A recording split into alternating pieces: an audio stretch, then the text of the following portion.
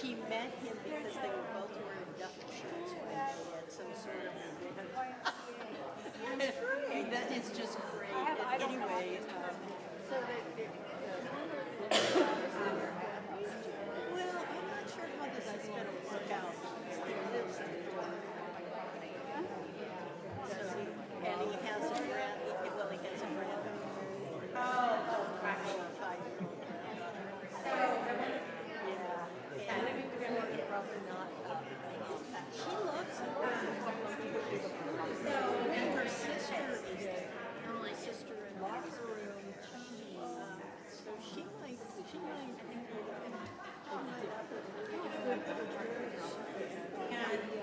I really don't know.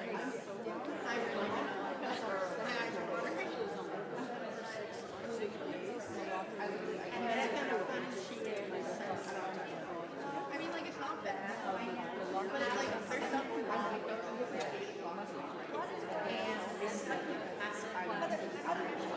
But anyway, I just thought that was so ironic.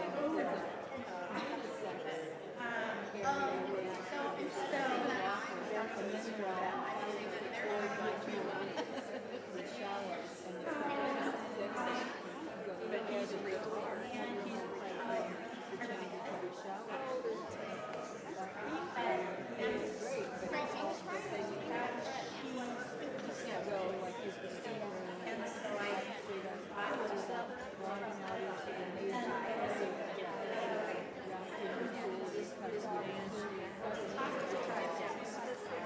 Well, he spent time and then,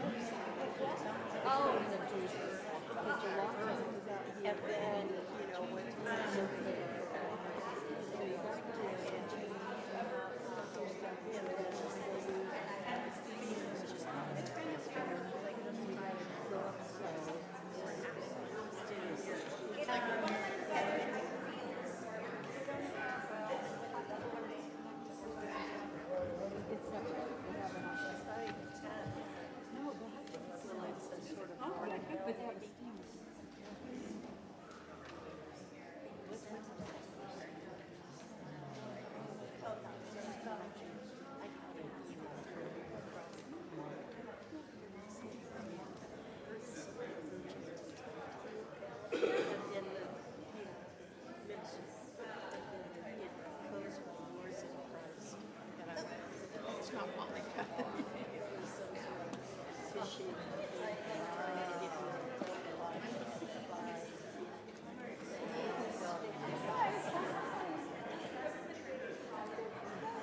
I mean, I did just help you. I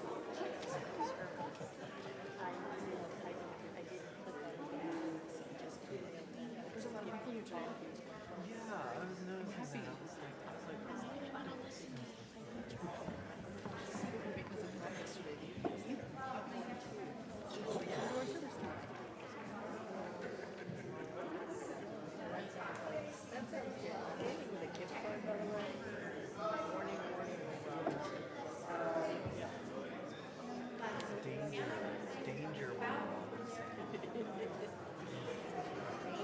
danger Danger warning.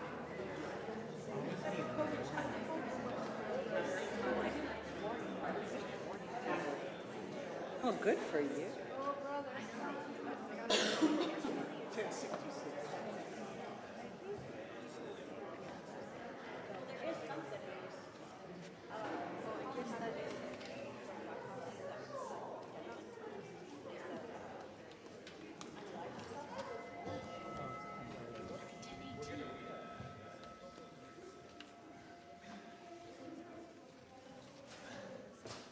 Good morning. Welcome to the Unitarian Universalist Congregation of Salem. If you're still coming in, no worries. Feel free to come in and find a comfortable seat. If you're already in, I hope your seat is comfortable. If it's not, you can move around. That's all good. We are so glad you are here in the sanctuary. We are so glad to be back to streaming for those of you online. Thank you to Lorianne, who came in and figured out exactly what was wrong with the graphics card and is moving us towards a permanent solution. Very exciting to be in the 2020s again. Although I enjoyed our time travel to the 2010s, that was also fine. I am the Reverend Monica Jacobson. I use she, her pronouns, and I serve this congregation as minister. Leading worship with me today are Brenna Norval as our celebrant. Margaret Gregg will be our Lifelines lay minister. Our choir is back. Under the direction of Grace Curran and with Dave Yackel at the piano. Yes, thank you. Lorianne Schmidt is at the tech table, and once again, you can see the beautiful slides that Doc Hadley makes for us.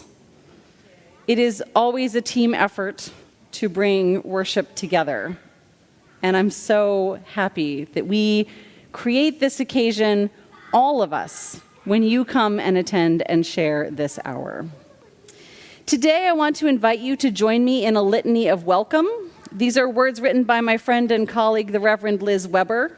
And in a really pleasing moment of symmetry, when Liz and I were talking on Friday, she said that her congregation in Louisville, Kentucky, has their words of welcome this morning from a text that I wrote.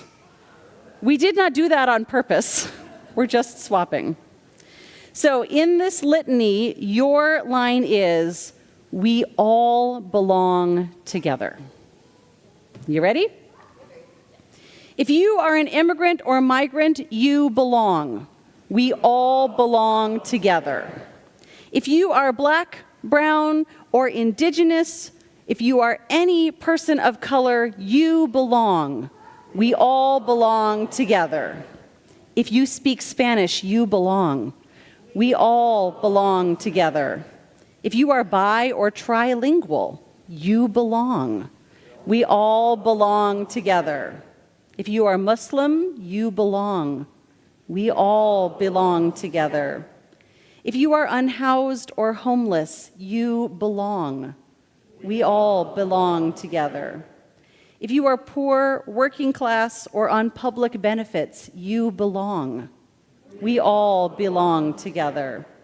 If you are trans or non-binary, you belong. We all belong together. If you are any stripe of LGBTQ, you belong. We all belong together. If you are HIV positive or have AIDS, you belong. We all belong together. If you have had an abortion, you belong. We all belong together. If you are immunocompromised, chronically ill, or disabled, you belong. We all belong together. If you are a scientist or public health professional, you belong. We all belong together. If you are a teacher, a librarian, an artist, you belong. We all belong together. If you support equity, you belong. We all belong together.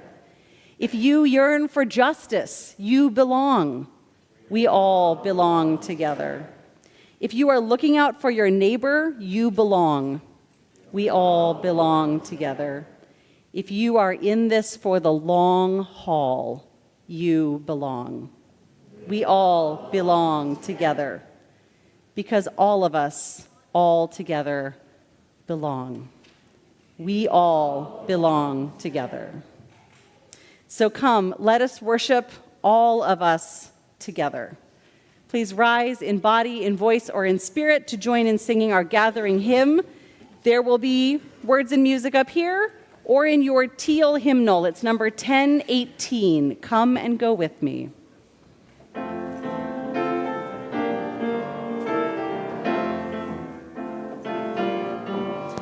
and go with me to... I've got to stand where I'm not blocking that. To that land. Come and go with me to that land where I'm bound, where I'm bound. Come and go with me to that land. Come and go with me to that land. Come and go with me to that land where I'm bound. There will be freedom in that land. There will be freedom in that land. There will be freedom in that land where I'm bound.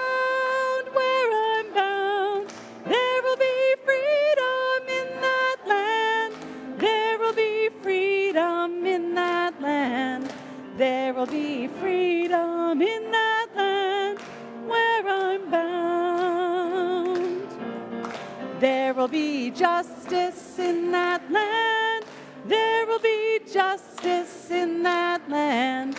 There will be justice in that land. Where I'm bound, where I'm bound. There will be justice in that land. There will be justice in that land. There will be justice in that land where I'm bound. There will be singing in that land. There will be singing in that land. There will be singing in that land where I'm bound, where I'm bound. There will be singing in that land. There will be singing in that land. There will be singing in that land where I'm bound. Woo!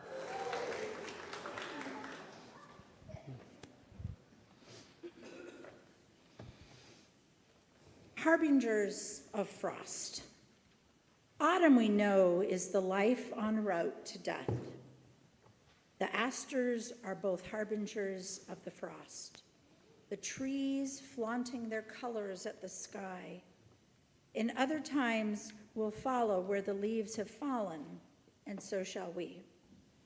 Yet other lives will come, so may we know, accept, embrace the mystery of life we hold a while, nor mourn that it outgrows each separate self, but still rejoice. That we may have our day, lift high our colors to the sky, and give in our time fresh glory to the earth. Please join me as we recite our affirmation together. Love is our doctrine. Compassion is our way. Here we seek to create a joyful home for free religious exploration, build a community of caring fellowship, nurture the hopes, and serve the needs of our world. Flame of fire, spark of the universe that warmed our ancestral hearth, agent of life and death. It did. It went out. It's okay, though. We have technology. Symbol of truth and freedom, we strive to understand ourselves and our earthly home. Stand by.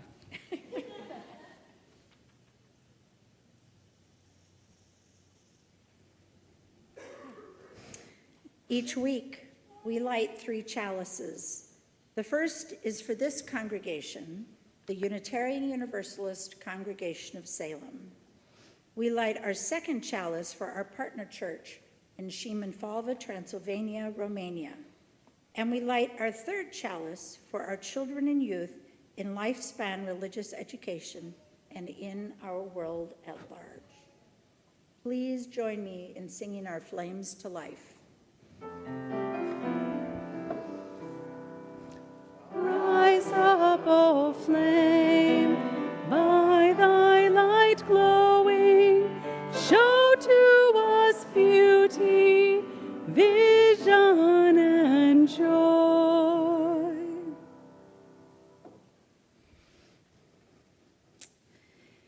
In a plot twist, I'm going to tell the time for all ages. I know your order of service says Annie Jocelyn.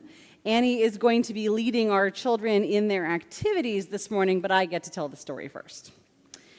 Our story today comes from the Buddhist tradition, and it shares the image of Indra's net, a magical web made of silk and light with shining jewels at every crossing point in it. Like our UU faith, this image, this story reminds us that building belonging requires us to notice and care for the wider web. If you would like to come forward to sit up here to hear the story, you're welcome to do so. If you'd like to stay where you are, you can stay where you are. Whatever is good for you, whether or not your hips like sitting on the ground or prefer a chair. For some reason, there tend to be empty chairs in the front row, so those are an option too. whatever you'd like to do this morning.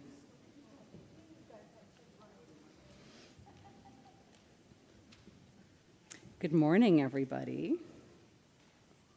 It's nice to see you all. A long time ago, one quiet evening, after a long retreat, the Buddha and his students were gathered in a peaceful garden. One of his students looked up at the stars. Can you imagine a starry sky? Do you ever look up on a night when you can see the stars and see all the points of light up there? Yeah. So one of the students looked up at the stars and asked, "Teacher, what is the world really made of? What holds everything together?" The Buddha looked up at the sky too and smiled gently. He was quiet for a moment, as if he was remembering something important and beautiful. And then he said, "Long ago, the great god Indra, who watches over the forces of nature, created a magical net. This net stretches out forever in all directions like an endless spider web made of light and silk. At every place the threads cross, Indra placed a shining jewel. Every single jewel is special and unique. But here's the most amazing part. Each jewel reflects every other jewel in the whole net. And inside each of those reflections, you can see all the other jewels again. It goes on forever." The student looked confused. "But teacher, I don't see that net. Where are all these jewels in the real world?" The Buddha looked kindly at him and said, "You are one of those jewels. Every person, every animal, every tree, every tiny bug, even a speck of dust floating in the sunlight is a jewel in Indra's net. And every thought you've ever had, every feeling, every joy, every sorrow, every dream and idea that anyone has ever had, those are all jewels too. Each jewel holds a reflection of all the others. That means that you carry a little piece of everything inside of you. And everything carries a little piece of you. You are not alone. You are not separate. You belong to everything, and everything belongs to you." The student's eyes filled with tears, and as he blinked, the stars above twinkled in his tear like a tiny jewel in Indra's net. The Buddha looked at him with warmth and said, "This is why it matters how we treat the world around us. If everything is part of you and you are part of everything, then when you care for even the smallest creature or plant, you are caring for the whole world, and you are caring for yourself too." Here ends our story. So, if I can ask the center aisle to form a love arch, you can gesture toward it, you can rise, whatever's good for your body this morning. Annie's going to take the lantern and lead everyone out. Oh, or Carrie Lynn can take our lantern. And those who want to go do activities can. Wherever you walk, walk in love. Wherever you walk, walk in peace. Wherever you walk, walk in beauty all around you. Our hearts go with you. It's going to be the choir first. Choir first, and then you just... Wherever you walk, walk in peace.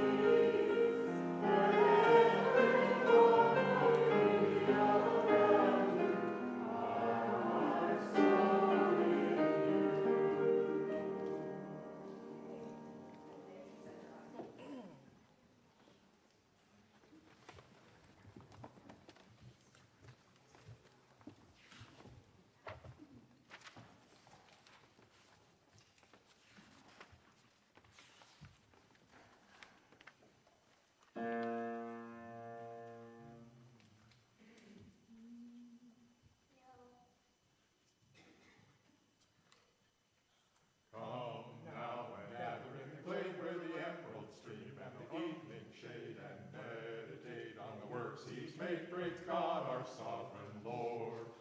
Join us now, the meadow is green, and the water's pure, and the woods serene, and the flowing air is fresh and clean, where God His blessings flow.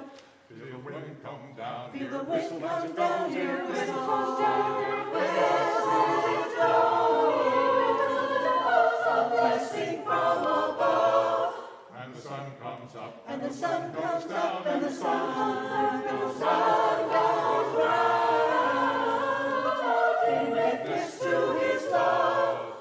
Hear now, ye sons of men, for danger lurks in this great garden. The Lord will visit once again to see what we have done.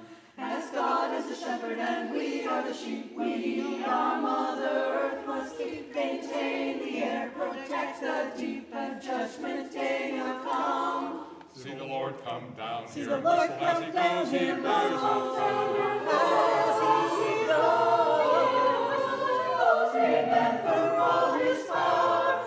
See the Lord come down, See the Lord come down, His light comes shining down. You will regret that hour.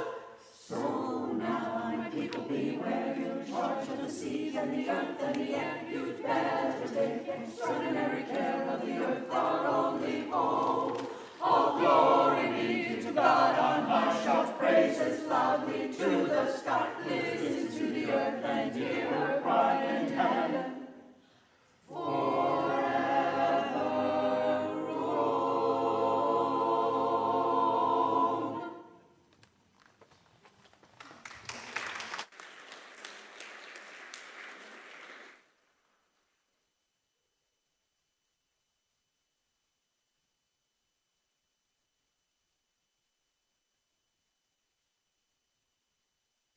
Good morning, everyone. My name is Margaret Gregg, and I'm part of your Lifelines lay ministry team. We've got lots of joys today, and that is my joy to share them with you. Gray Ruppel says that Mel Ruppel turned 80 September 18th. So happy birthday, Mel. Valentina Sosa says, last week was my first birthday away from my family.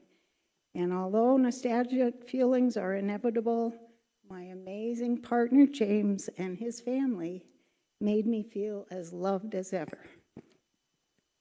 Oh, you guys are so sweet. Teresa shares, my daughter Jennifer will be here from Missouri on Friday to fly with me to see my sister in New Hampshire.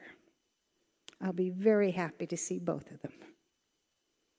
And we wish you a good trip, good safe trip. I have a big joy. Annie Jocelyn and Jeff Minden just got back from a magical week of backpacking in Yosemite, and they got engaged.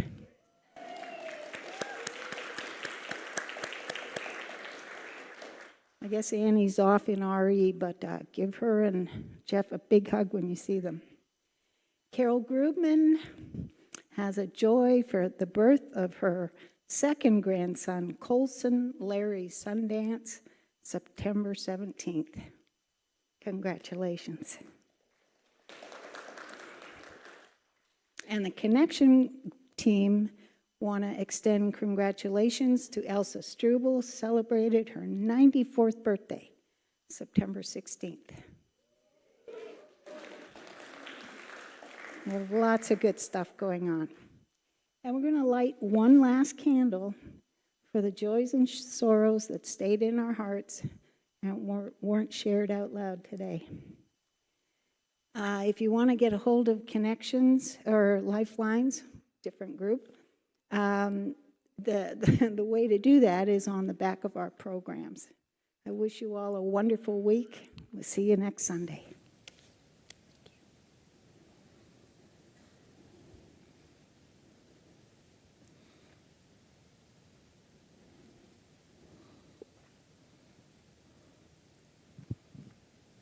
Please stay seated as we sing our heart song, number 15 in the Gray hymnal, The Lone Wild Bird.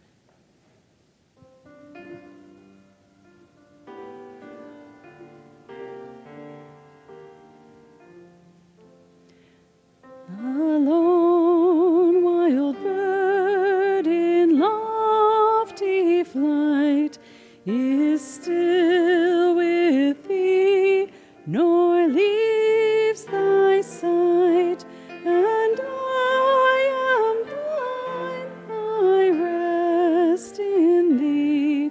Great Spirit, come and rest in me.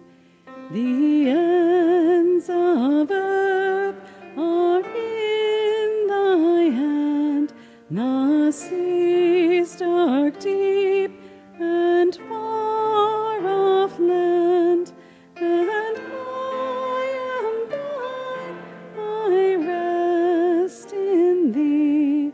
Great Spirit, come and rest in me.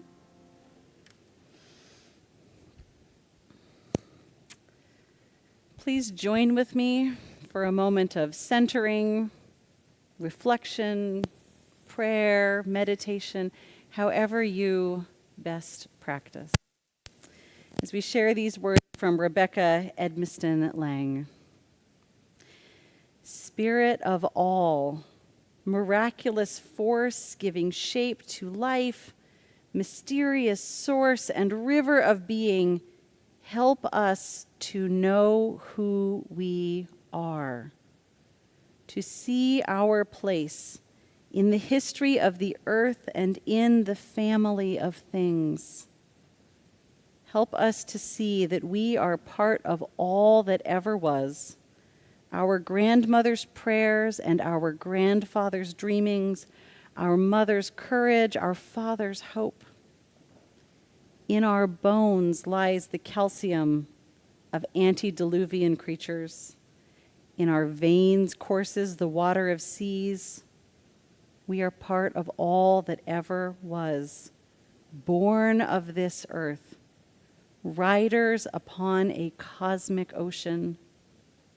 We are not separate from nature. We are nature. Part of that same spirit that turns scales into feathers and bird song into speech. We live by the sun. We move by the stars. We eat from the earth. We drink from the rain. O Great Spirit, help us know who we are, and fill us with such love for this holy creation and gratitude for this awesome gift we call living, that we might claim our inheritance and live out our calling to bless the world and each other with our care. May it be so, and amen. Let us share a few breaths together in silence.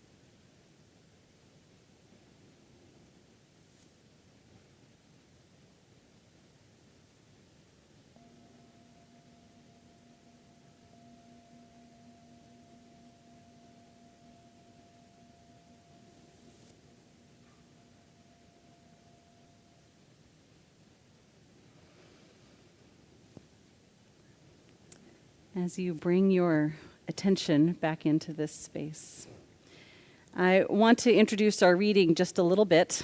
It is from the opening pages of a tiny, beautiful book called A Psalm for the Wild Built by Becky Chambers.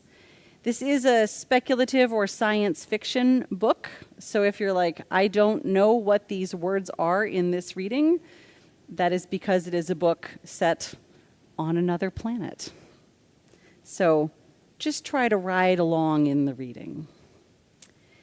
If you ask 6 different monks the question of which godly domain robot consciousness belongs to, you will get 7 different answers. Sidebar, these might be UU monks. Have a lot of different interpretations.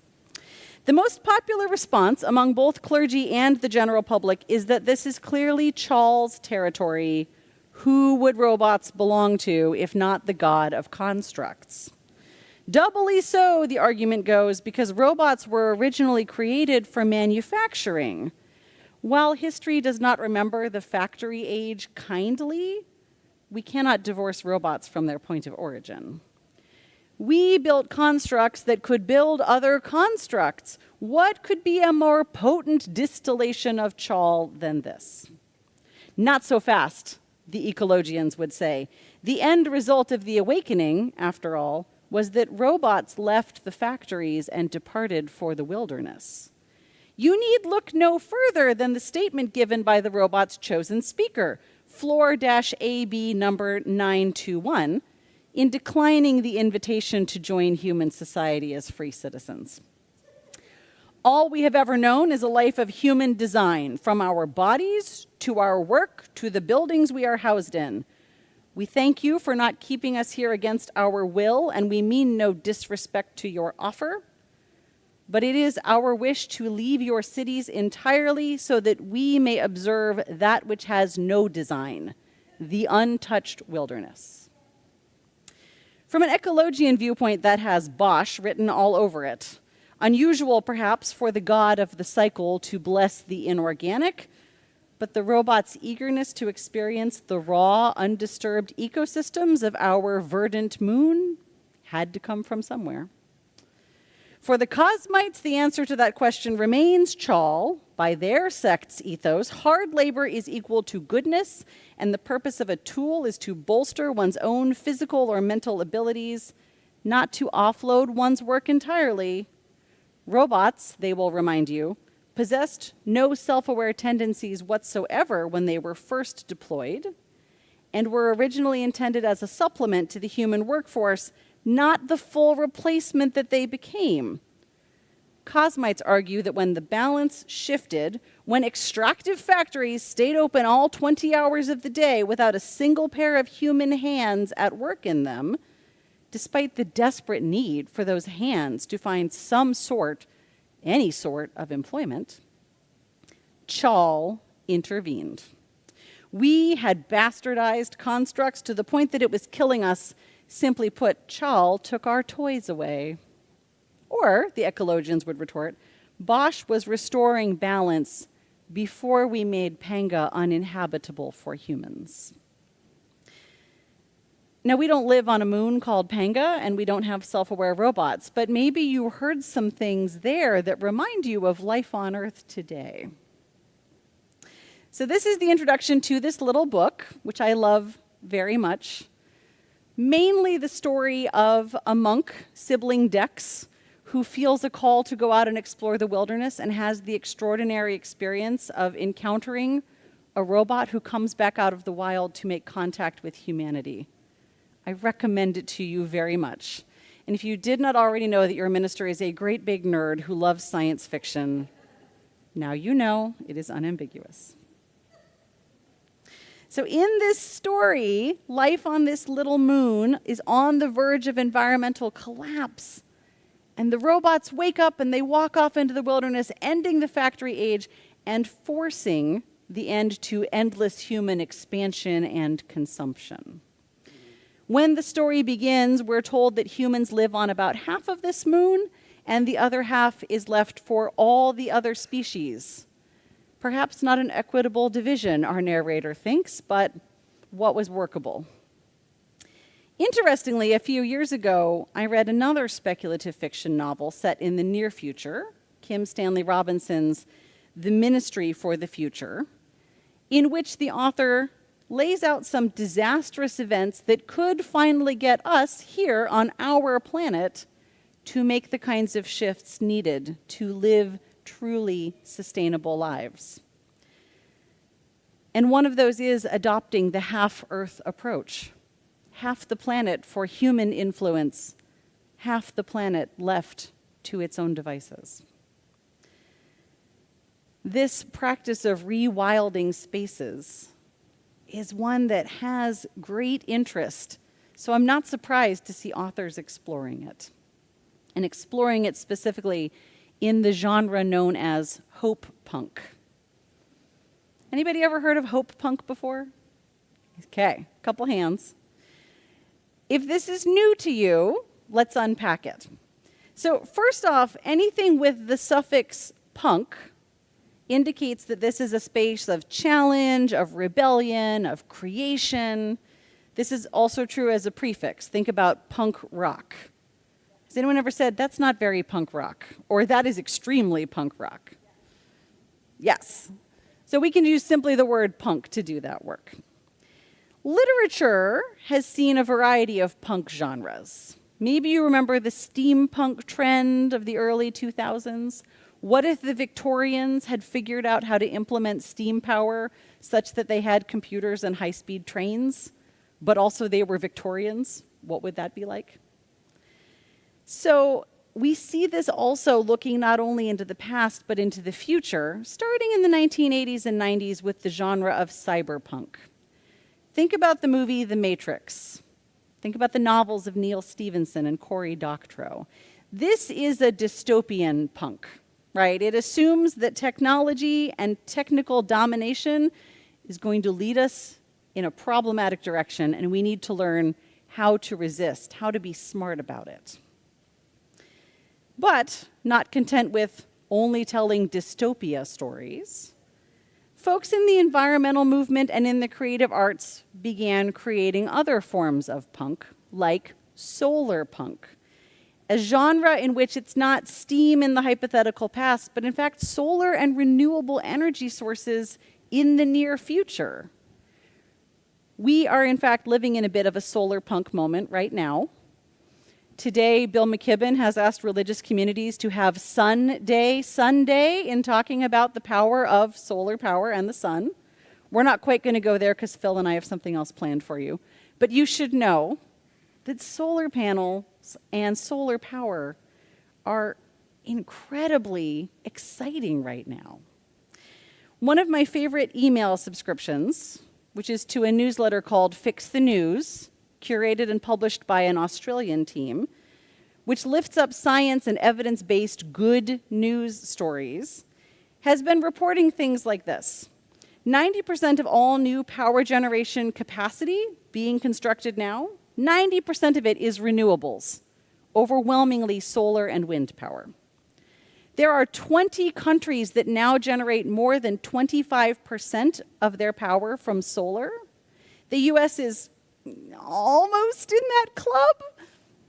And because solar and wind are 40 to 50% less expensive than fossil fuel sources, it is likely, even in this current political climate, that we will get to join the 25% club, because it's pretty hard to deny the economics of renewables.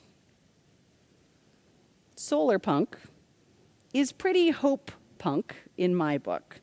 The futures it paints are not utopian, but they are definitely not dystopian. They posit that a major change in direction is possible and probable, even though it does take some serious disruption to get it to happen.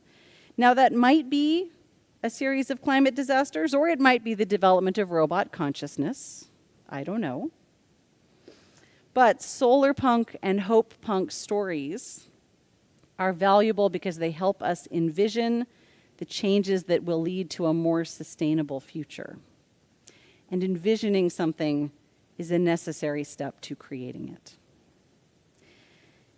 And because sometimes the universe brings you exactly the thing you need, I was scrolling on Instagram, like you do, I know, and an Instagram post came across my feed about environmental punk that taught me a new subgenre called soil punk. Anybody else heard of soil punk? Okay, good. This is new to everybody. Soil punk is one step further than solar punk because it involves reorienting our understanding of how everything interrelates. Soil punk postulates that beyond all human technological changes and human societal changes, the biggest shift to make is to turn or to return to understanding humans as just one species in the great family of species. To trust that the earth itself is a kind of technology, a series of systems with great capabilities for self-healing. This is not to say that humans should keep on being as destructive as we want and there will be a magic fix. But this is to say that practices like the rewilding of land show us some of what is possible, not because humans force it to happen, but because we become simply one part of the way the systems of life are meant to be.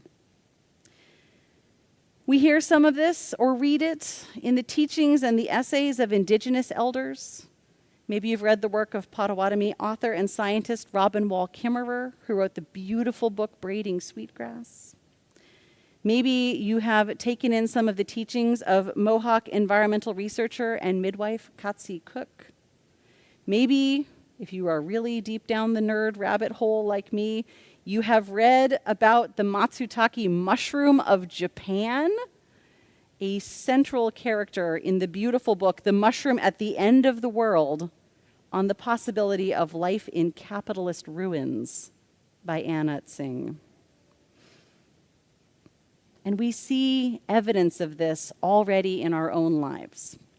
Maybe you remember the decades of predictions that by the year 2000 there would be no more whales and no more tigers. Do you remember those? Guess what? We have whales and tigers. Populations are, in fact, recovering. Populations of other species that were feared on the brink of extinction are recovering too. Think about California condors, the kakapo parrot of Aotearoa, and think about the devastated site of the Chernobyl nuclear meltdown in Europe, which people said would probably go 1,000 years before anything could live there ever again. Well, I read a blog post from some folks who visited that site, and they said about 40 years after the meltdown, here's what lives in the area of Chernobyl: trees, forest plants, pine martens, deer, wild boar, wolves, which had previously been extinct in Ukraine, bears, which had been endangered, European bison, also previously extinct. In the cooling channels of the nuclear facilities, there are giant 8-foot catfish. And there is, this blogger reported, quote, a very healthy population of insect species. We could go on, and it's good for us to go on, because these stories, both present and imagined, are sources of hope. But I want to give that Instagram post one last quote. The author wrote, "Punk equals resistance plus imagination. It is not about aesthetics alone. It is about rethinking how we live, love, and care." So I know it is an impossibly hard time to be alive right now and to live and love and care, but I want to invite you to be punk with me, whatever that means in your life, and to hold on to two truths. First, that it matters very much that we keep imagining the world that we want to co-create, the world that remains possible even now. And second, that there are things that we can do now in our near future. Because we know there's no such thing as too late. Every action to protect against climate change and environmental devastation helps. Every single bit makes a difference.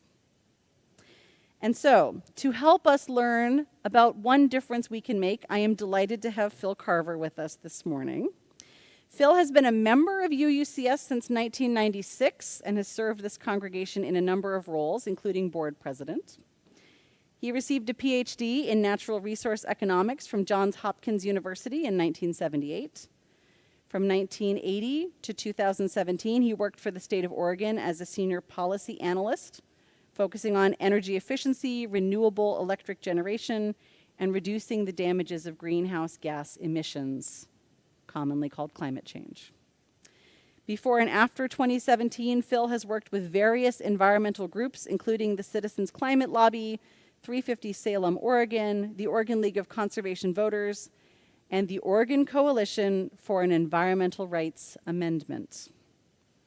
From 1985 to 1992, Phil adds, he was an organizer of a civil disobedience movement that helped end nuclear weapons testing worldwide in 1992. He spent 6 days in the Tonopah jail as part of this effort rather than pay the $150 fine. So, to lead us into the punk future we all need, please welcome Phil Carver.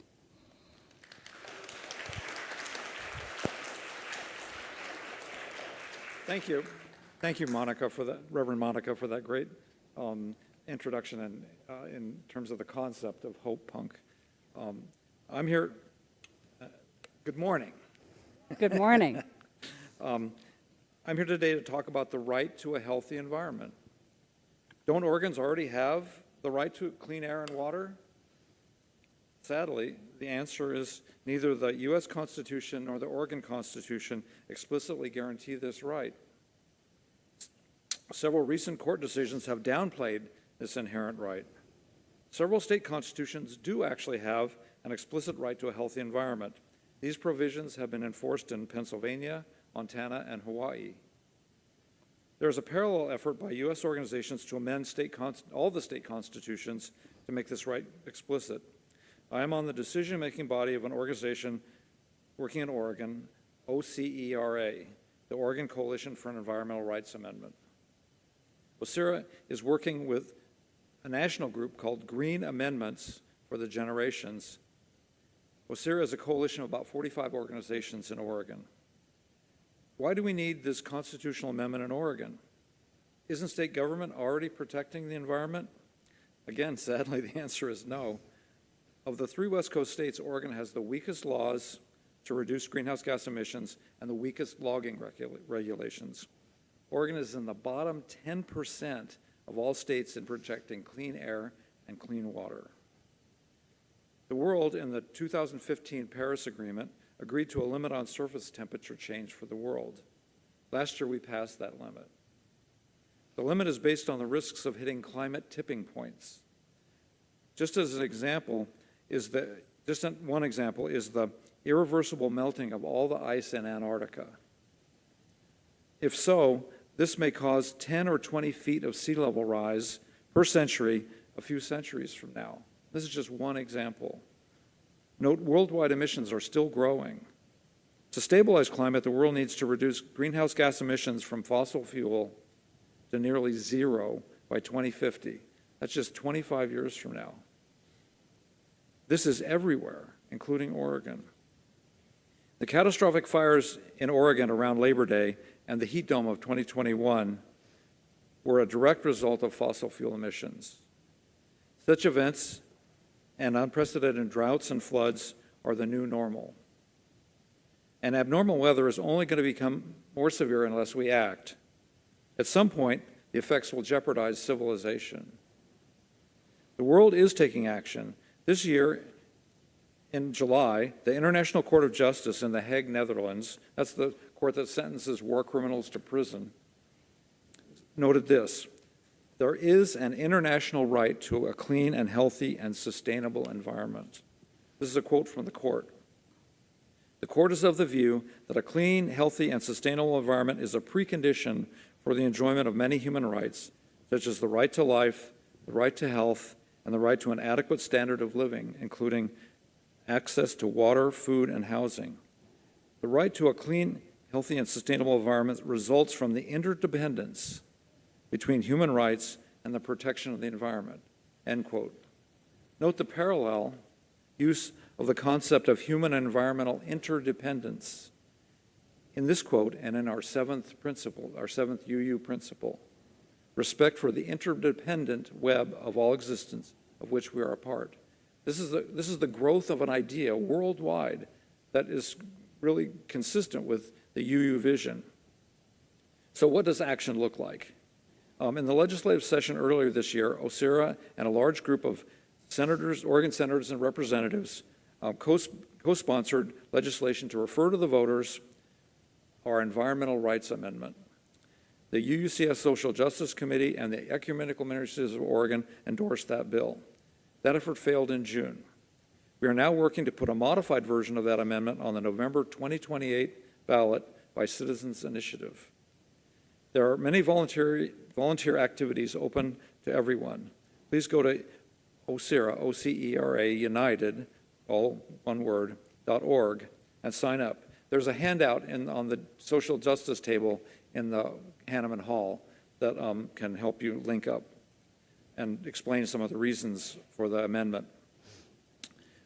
November 2028 may seem like a long way off, but ballot initiatives take many years. We will need to collect over 200,000 signatures starting in the summer of 2026.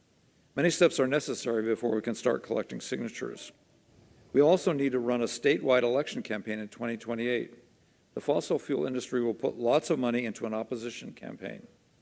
One of the most important things you can do is go to the oseraunited.org website and educate yourself on what the draft amendment says and what it would do. Share this information with friends, neighbors, and relatives. Word of mouth is very powerful, especially social media. Oil and gas companies will say that wind and solar and electric vehicles are too expensive. As Reverend Monica pointed out, that's just not true. They're the cheapest source of electricity now, especially solar, and the costs are just plummeting along with the cost of batteries. Whereas the cost of fossil fuel, this is an 18th century technology, coal-fired power. And gas-fired is a 19th century technology, an early 20th century. So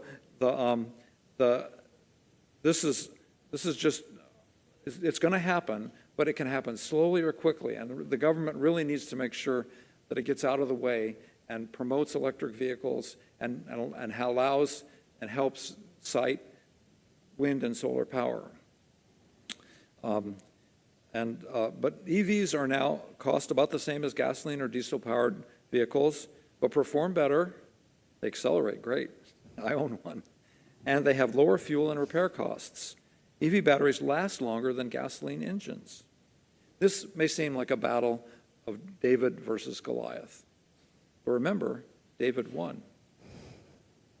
The more money the fossil fuel industry spends in opposition, the more clear it will be that this amendment is needed. Most Oregons believe they already have this right. Recent court cases have indicated we do not. The alternative of giving up on slowing climate change is crazy. Never give up.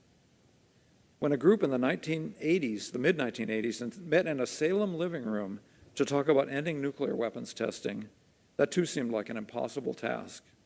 But the group that emerged, the American Peace Test, along with Catholic priests and nuns and many other peace groups, were successful when George Herbert Walker Bush signed an appropriations rider in 1992 that cut off all funding for nuclear weapons testing by the U.S. Over the last 30 years, there have been only a handful of nuclear weapons tests, none by the U.S., Russia, or China. So, thank you for your time.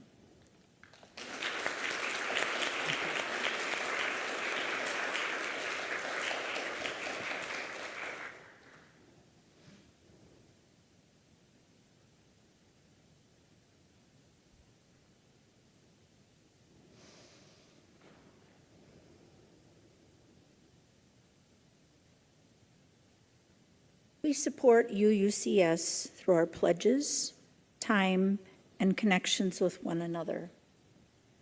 We support the Salem community through donations to the Marion Polk Food Share and, for the month of September, Home Youth and Resource Center. For those of you in person, you may donate food for the Marion Polk Food Share into the Little Red Wagon. Monetary gifts may be placed in the offertory bags that will be passed, or going to the website to donate. Thank you for maintaining the community of UUCS and for helping the wide community of Salem.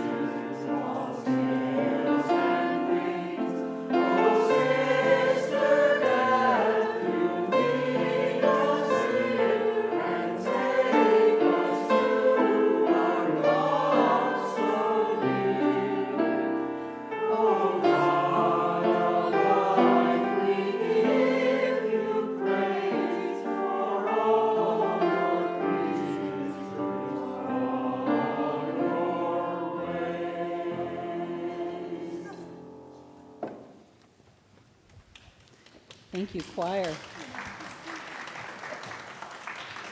Always 50-50 odds whether I'm going to cry when that song is involved in worship. Thank you for singing it. I hope you will join me all in our words for giving thanks. They're printed in your order of service, or now they're back on the screen again. To the work of this congregation, which is weaving a tapestry of love and action, we dedicate our many gifts, including these offerings.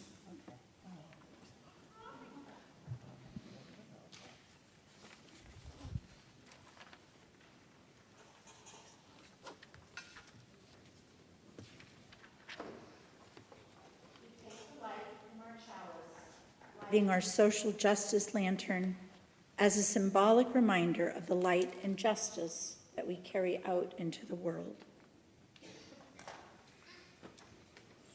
As we extinguish our chalices, let us hear these words by Rebecca Savage.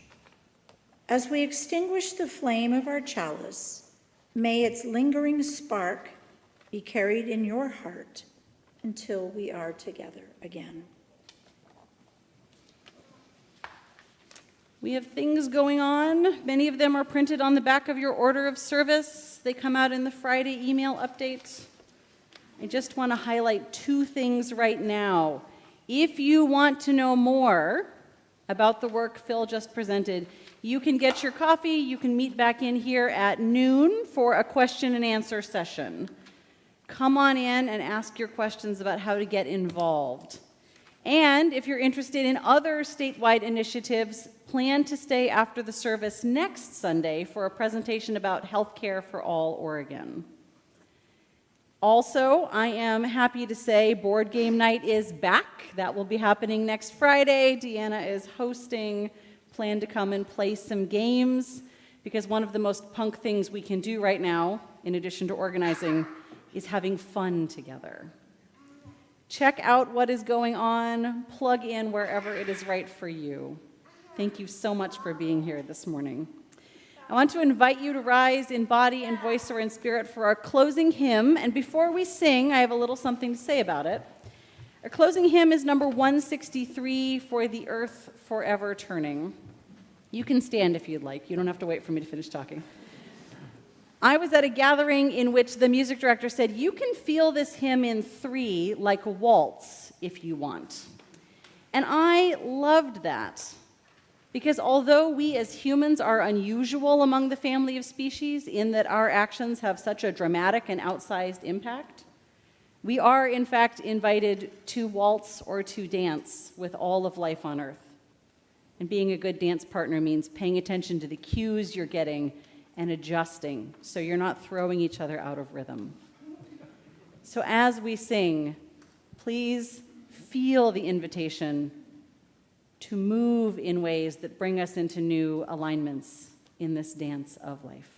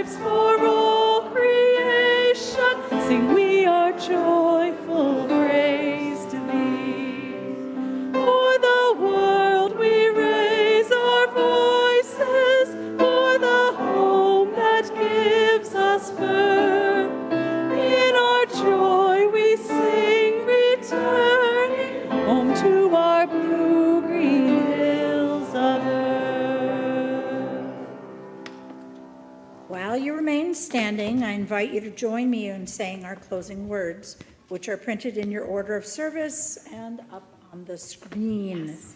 You can choose to join hands with those near you, or touch elbows, or simply gesture toward each other. May faith in the spirit of life, hope for the community of earth, and love for the sacred in one another be ours now and in all the days to come. Blessed be. Good job, guys. Thank you. Thank you. Good job to you guys. We did 2 more things. We did great. Like an 89. That went a lot. It was great. Right? It was great. You're respectable. You guys study. You'll always get at least a B+. Well, the way I always think about it is even if we Thank you. I would have gone up and left. they won't notice. Exactly. Yeah, well, I'm gonna. I got you. I'm screwed in too.